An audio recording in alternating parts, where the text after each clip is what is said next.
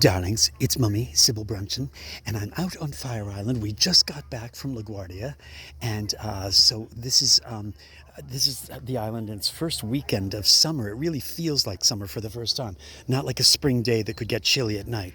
It is warm, toasty, and it's actually, thank God for the breeze, because the breeze is stirring up this warm, humid air. Frankly, it's blowing from the wrong direction. When it blows off the bay and it blows to the south, we often get black flies, so we're hoping that the wind is too much even for the black flies. But when the wind comes from the south, we all know, I mean from the north, Mummy's all turned around from being on the plane.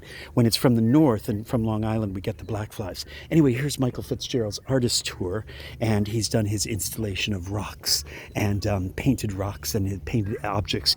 It's sort of his tribute to Jackson Pollock, I think, and he's done all of that. But we're going to my house. Now, darlings, remember, I haven't done anything on my garden at all. This is some of the colorful people we have out here. There's Martino.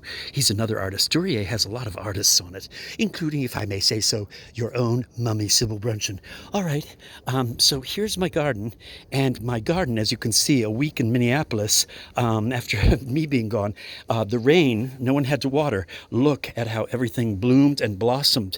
It's interesting. I didn't clean up the deck yet, so this is what it looks like when you come home after a week. Look, geraniums that haven't been deadheaded, they're all sulking. A few of the marigolds are doing kind of, they're problematic, but it's not bad. And of course, once you've cleaned it, it only takes a few minutes to sweep up the holly leaves and everything.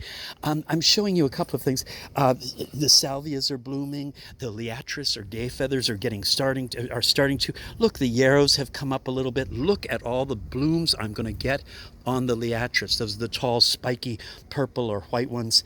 Look at the lobelias. Now, this is what's interesting about gardening. The salvias are doing well, and they're in a pot with the marigolds, and the bees are here. Hello, darling. I'm so happy to see them here.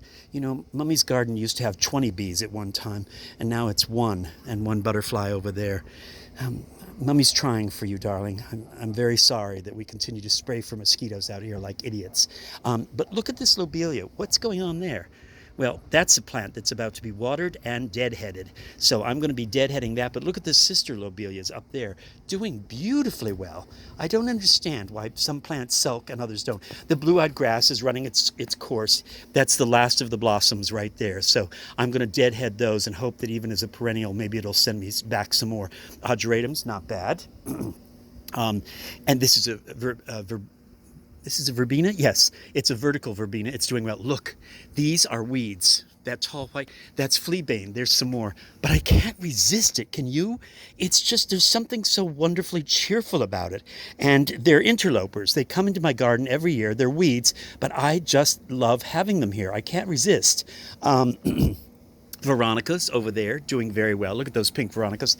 And this dianthus, which is a carnation in the carnation family, it's doing well. I wasn't expecting pink. Look, there's a pot. There was the pot with the gazanias. There were white gazanias, and there's a couple of pink ones. And look, there's a gazania going to seed. Oh, Mummy's going to take those seeds, I'll tell you right now. Everything is doing fairly well. The Calimbrocoa, or whatever they are, wonderful. I'm very proud of you. Scaviolas this year, you're doing well. You didn't wilt well. Mummy was gone. Are they listening? I'm going to walk away from. Yes, lovely, darling. You're doing very purple, very royal, nice Royal Hawaiian. Oh, there's your sister plant. They're not listening. I'm going to come over here and sit in my chair. Just between you and me, the scaviolas are extremely temperamental, and why shouldn't they be? They are used to the tropics.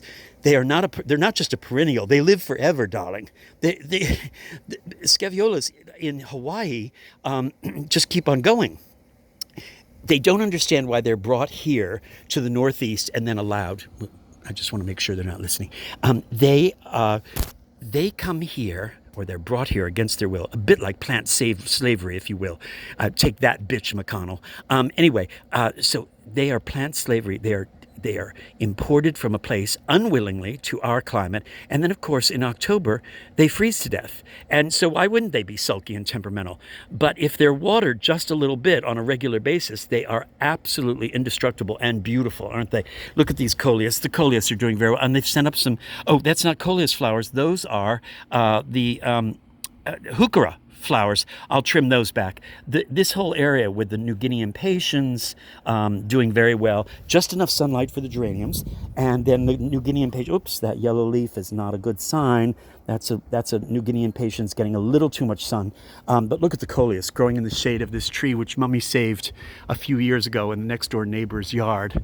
No good deed goes unpunished. Here's the tree that was literally a 6-foot high stump with no branches, and Mummy saved it, and now it's taking over my garden and turning everything into shadow. Lilacs, look at that. The bonsai lilac is finally blooming with a little spider web on it, intriguing and enchanting. These argyratums, please try harder, darlings. Mummy will feed you again. Yarrows, trying, yes, trying more. Lavenders, trying. Clover mixed in just for some interest. Everyone seems to be doing very well. I'm a new and devoted fan of creeping zinnias. That's what those little yellow flowers are. Creeping zinnias. I simply jet adore you, darlings. And oh, look, the woolly thyme has made sort of a comeback. A little dry and crispy on that one side. But I don't know what to say about Montauk daisies. They seem to be coming back. I will continue to nurture them. And that pot, of course, is... it's my memorial pot. I dare not even say what was there. It was a mandevilla, and it died over the winter. No one took it in to their garage and saved it. And that was probably my triumph plant last year. It was absolutely beautiful. Anyway, so there's my garden. That's what it looks like when you walk in the door before you've swept and done your groove thang. It doesn't look like I have to do much groove thanging though. So anyway, there you go. It's not bad. Not bad at all. Remember, darlings, look around, see things, hear things, listen to things, love things.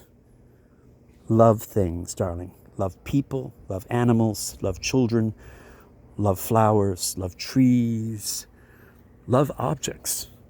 Even objects, I believe, like the Japanese, even objects seem to have a spirit in them. They seem to be beings. To be matter and energy is to be alive on some level.